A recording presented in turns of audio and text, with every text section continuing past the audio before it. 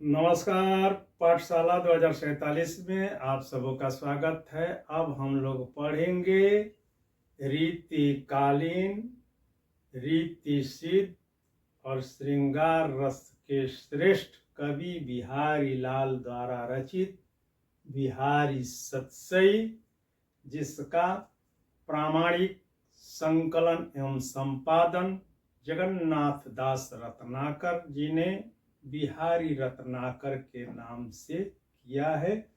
तो उसी बिहारी रत्नाकर का 292वां दोहा पढ़ेंगे, उसका अर्थ जानेंगे और उसकी व्याख्या करेंगे। दोहा है, श्याम सुरति करी राधिका, श्याम सुरति करी राधिका, तकति तरनी जाती,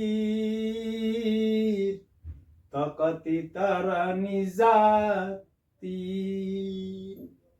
असुवन करती तरौ सको, असुवन करती तरौ सको, खिनकु खरौं हों नीर, खिनकु खरौं हों नीर।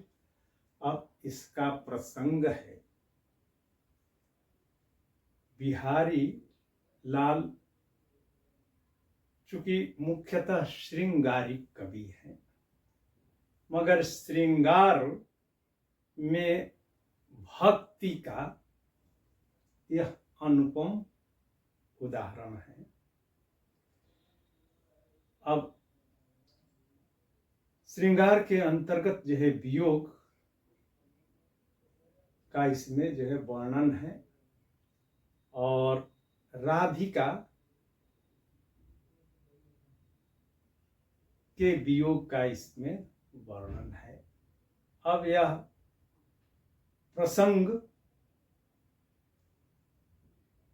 उद्धव का भी श्री कृष्ण से हो सकता है कि उद्धव जब ब्रज से मथुरा लौट गए हैं तब वे श्री कृष्ण के समक्ष ब्रज की और राधा की दशा बता रहे हैं कि यह स्थिति है। या कोई गोपी अपनी सखी से राधा की उस विरह व्यथा का जो है वर्णन कर रही है। और अगर श्रृंगार के संदर्भ में, वियोग के संदर्भ में और सामान्य नायक नायिका या तत्कालीन परिस्थितियों के परिप्रेक्ष्य में देखें तो राधिका कोई नायिका भी हो सकती हैं। तो नायिका की सखी नायक से अपनी सखी की विरह दशा का वर्णन कर रही है। अब इसके कठिन शब्द, तो श्याम सुरति, श्याम यानी कि श्री कृष्ण के जो है सांवले की जो है सूरति, सूरति का मतलब स्मृति, करी राधिका, तकती, तकती यानी कि ताक रही है, ताकती है, तरनीजा, तरनीजा, तरनी का अर्थ होता है सूर्य, अजा का जो है जन्मी, तो तरनीजा का अर्थ हो गया सूर्य की पुत्री अर्थात यमुना है। यमुना को सूर्य की पुत्री कहा जाता है। तीरु का मतलब जो है तट, तीर। आंसुअन करती, आंसुअन यानी कि आंसुओं से, करती तरौस, तरौस का मतलब होता है तर के समीप का जल यानी कि तलछट्टी। खिनकु, खिनकु यानी कि खन भर में यानी कि क्षण भर में, तो वैसे ही खिनकु क्षण भर में, खरौहों खरौ माने खारा, खारा यानी कि नमकीन कर दे रही हैं, खारा कर दे रही हैं। नीर का मतलब जल। तो इसका सरल अर्थ हो गया कि राधिका या नायिका अपने श्याम या प्रियतम को याद करके तकती तरनी जाती है, यानी कि जमुना के तट पर जो है खड़ी हो करके उस पथ को जो है निहार रही हैं जिस रास्ते से श्री कृष्ण मथुरा गए थे।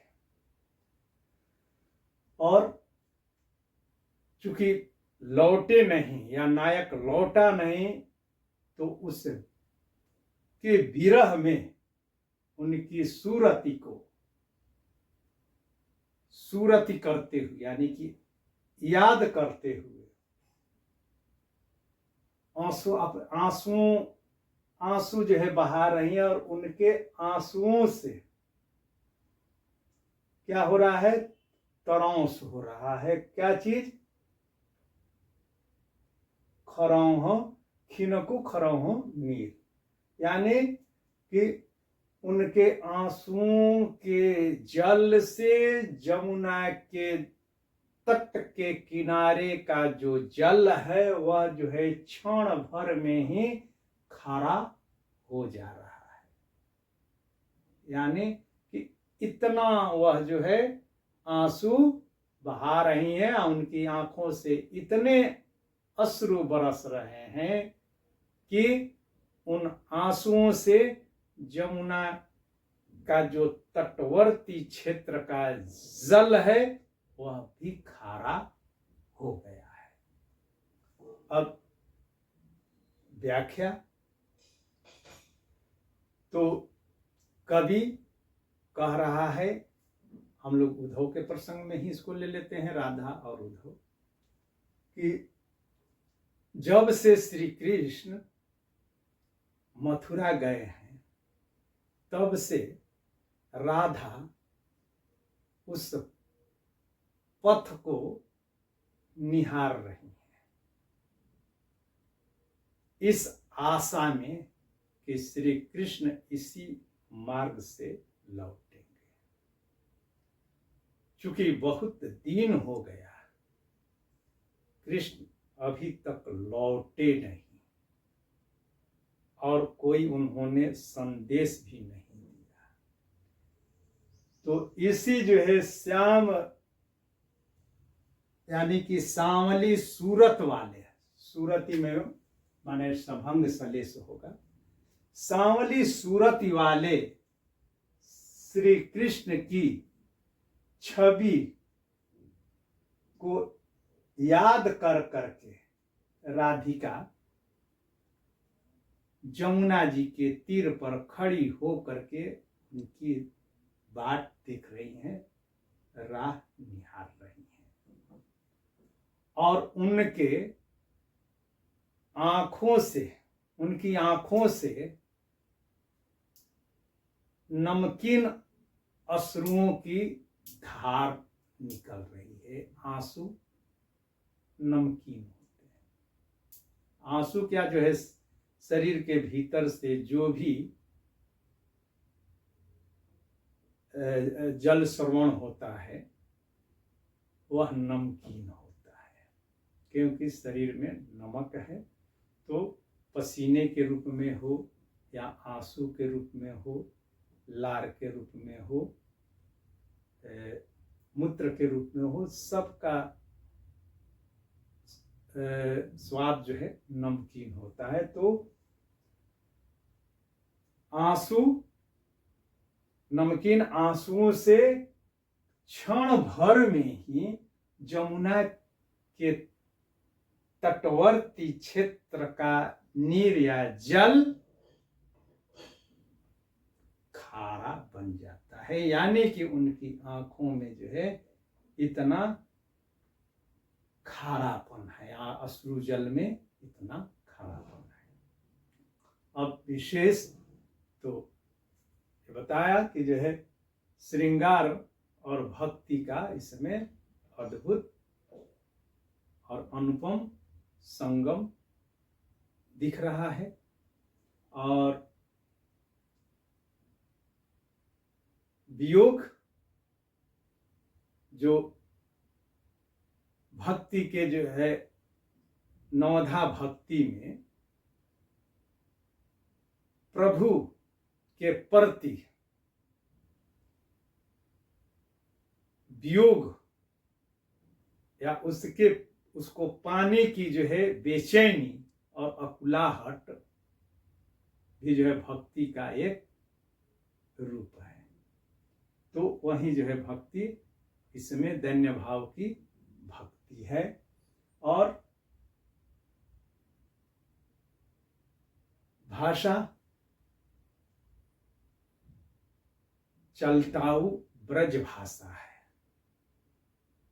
जिसमें तत्सम शब्दों का भी तरनी और तीर और नीर जैसे और श्याम जैसे शब्दों का प्रयोग हुआ है। तो तत्सम और देशज ब्रज भाषा के मिश्रण से एक प्रभावशाली और सहज स्वाभाविक अलंकारिक भाषा का यहाँ पर जो है दर्शन होता है, जो श्रवणीय है और कर्णप्रिय है, गेय है, संगीत तत्वों से भरपूर भाषा है। अब इसमें जो है अलंकार, तो अभी बताया कि सबसे पहले तो कितना आंसू, यानी कि आंसुओं की भी एक सीमा होती है, मगर ये इतने आंसू आ रहे हैं उनकी आंखों से कि जमुना नदी का तटवर्ती क्षेत्र का जल जो है भी नमकीन हो जा रहा है। तो इसको कहेंगे कि इसमें पूरे पद में अतिशयोक्ति अलंकार है, अतिशयोक्ति अलंकार। और यहाँ पर श्याम सुरति, यानी कि श्याम की जो है सूरत या छवि, तो सुरति का एक अर्थ छवि और दूसरा अर्थ सूरति, यानी कि अच्छी तरह से जो है याद करना। सूरति यानी कि उस रूप में जो है लीन हो जाना, यानी कि स्मृति।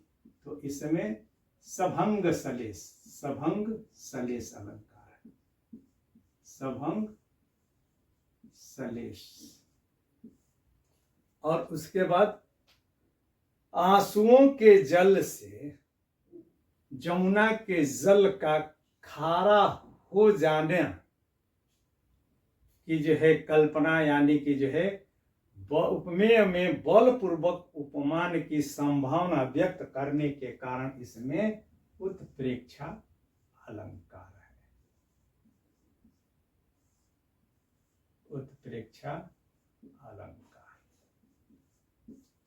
और आंसुओं, जमुना जल के खारेपन की तुलना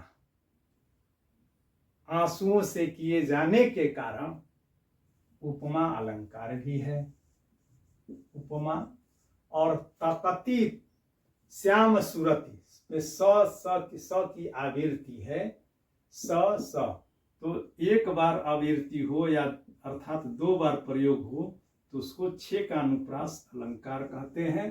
तो इसमें स की आवृत्ति और यहाँ ख की आवृत्ति, खिनकु अक्षरों में स और ख की आवृत्ति होने के कारण छेकानुप्रास अलंकार है। और तकति तरनिजा तीर, यानी कि एक बार की या एक से अधिक बार की आवृत्ति होने के कारण, यानी कि यहाँ पर त का 3 बार व्यवहार होने के कारण वृत्त्यानुप्रास अलंकार है। और गेयता है, कर्णप्रियता है, इसलिए इसमें श्रुत्यानुप्रास अलंकार भी है, श्रुत्यानुप्रास। और अंतिम में तुकबंदी है, तो तुकबंदी के कारण इसमें अंत्यानुप्रास अनुप्रास अलंकार भी है। और रस क्या पर अगर विचार करें तो भक्ति और श्रृंगार दोनों रस इसमें हैं। अब अर्थ जिसमें लगाएं, और अगर भक्ति अर्थ में इसका अर्थ लगाएंगे परीक्षा में तो उसमें लिखेंगे कि इसमें शांत या भक्ति रस है। राधा वल्लभ संप्रदाय का इस पर जो है प्रभाव है। और जब रस भक्ति होगी या उसी को शांत रस भी कहते हैं तो उसका गुण होगा, उसका स्थायी भाव सम होगा। और गुण जो होगा माधुर्य गुण, रीति वैदर्भी और वृत्ति मधुरा होगी। और इसके अंतर्गत संचारी भाव क्या है? तो संचारी भाव है आशा, यानी कि श्री कृष्ण के या नायक के आगमन की आशा है। और दूसरा, चूंकि स्मृति याद कर रही है श्री कृष्ण की जो है सूरत को या नायक की सूरत को, तो दूसरा संचारी भाव, एक भाव आशा, दूसरा स्मृति। और अनंतर जो है रो रही हैं, तभी तो आंसू आ रहे हैं, तो वह जो है प्रलाप है। तो इसको जो है एक भाव संचारी भाव प्रलाप ही होगा। तो अभी इतना ही, फिर मिलते हैं एक नए दोहे के साथ। तब तक इसे आप लोग बार बार देखिएगा और अपने मित्रों के बीच शेयर और सब्सक्राइब